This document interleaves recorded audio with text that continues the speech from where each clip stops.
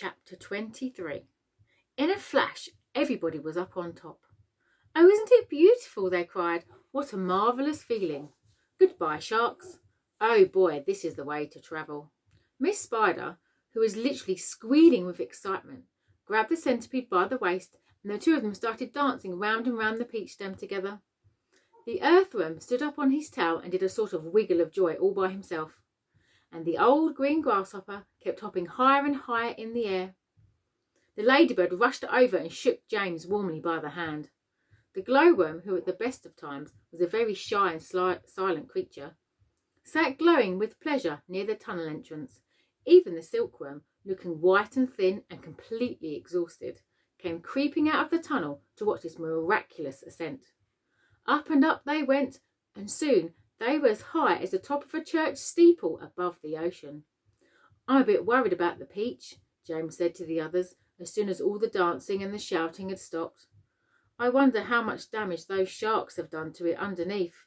It's quite impossible to tell from up here." "Why don't I go over the side and make an inspection?" Miss Spider said. "It'll be no trouble at all, I assure you." Wow, look at the peach flying high.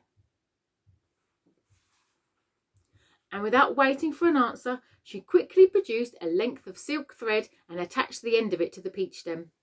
"I'll be back in a jiffy," she said.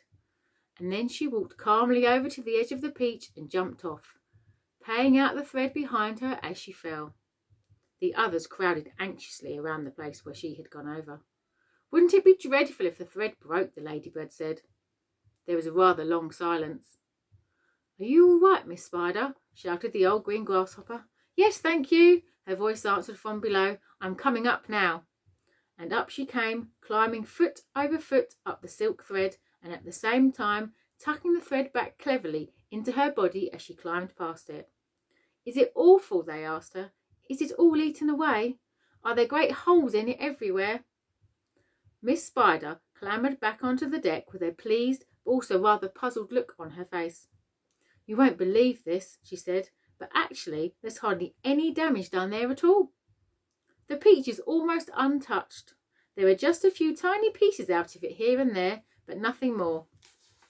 "You must be mistaken," James told her. "Of course she's mistaken," the centipede said. "I promise you I'm not," Miss Spider answered. "But there were hundreds of sharks around us. They churned the water into a froth. We saw their great mouths opening and shutting." "I don't care what you saw," Miss Spider answered. "They certainly didn't do much damage to the peach." "Then why did we start sinking?" the centipede asked. "Perhaps we didn't start sinking," the old green grasshopper suggested. "Perhaps we were all so frightened that we simply imagined it." This, in point of fact, was closer to the truth than any of them knew. A shark, you see, has an extremely long, sharp nose, and its mouth is set very awkwardly underneath its face and a long way back. This makes it more or less impossible for it to get its teeth into a vast, smooth, curving surface, such as the side of a peach.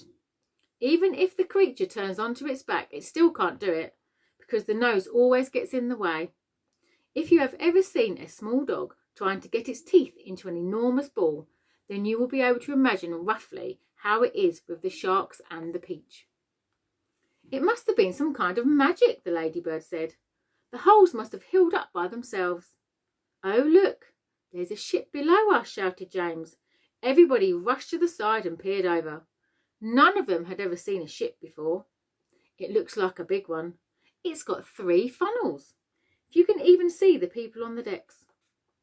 "Let's wave to them. Do you think they can see us?" Neither James nor any of the others knew it, but the ship that was now passing beneath them was actually the Queen Mary, sailing out of the English Channel on her way to America. And on the bridge of the Queen Mary, the astonished captain was standing with a group of his officers, all of them gaping at the great round ball hovering overhead. "I don't like it," the captain said. "Nor do I," said the first officer. "Do you think it's following us?" said the second officer. "I tell you I don't like it," muttered the captain. "It could be dangerous," the first officer said. "That's it," cried the captain. "It's a secret weapon. Holy cats! Send a message to the Queen at once. The country must be warned. And give me my telescope. The first officer handed the telescope to the captain. The captain put it to his eye. "There's birds everywhere," he cried. "The whole sky is teeming with birds. What in the world are they doing? And wait a second. There are people on it. I can see them moving. There's do I have this darn thing focused right? It looks like a little boy in short trousers. Yes, I can distinctly see a little boy in short trousers standing up there. And there's a sort of giant ladybird." "Now, just a minute, Captain," the first officer said. "And a colossal green grasshopper." "Captain," the first officer said sharply. "Captain, please." "And a mammoth spider." "Oh dear, he's been at the whiskey again," whispered the second officer.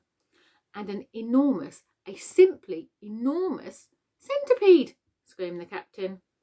"Call the ship's doctor," the first officer said. "Our captain is not well."